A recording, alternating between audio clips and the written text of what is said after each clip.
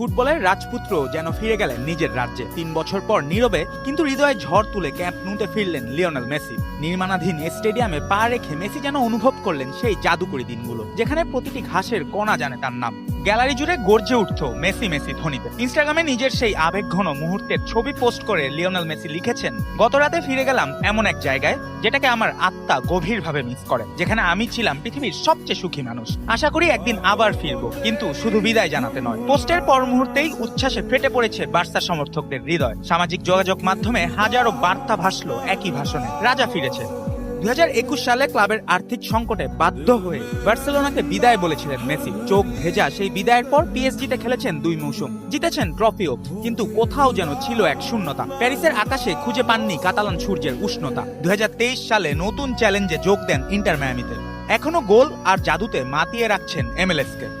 তবে পুরনো ভালোবাসা যে এখনো অমলিন তা বোঝা গেল এই সফরে। ক্লাব সভাপতি হুয়ান লাপোর্তো ইতিমধ্যে ঘোষণা দিয়েছেন মেসির জন্য এক বিদায়ী ম্যাচ আয়োজনের, যা স্মরণীয় হয়ে থাকবে ফুটবল ইতিহাসে। যেখানে ইন্টার মায়ামির সভাপতি জর্জ মাসো প্রতিশ্রুতি দিয়েছেন মেসিকে তার ঘরে ফিরিয়ে আনার, যাতে তিনি তার ভক্তদের সামনে শেষবারের মতো ক্যাম্প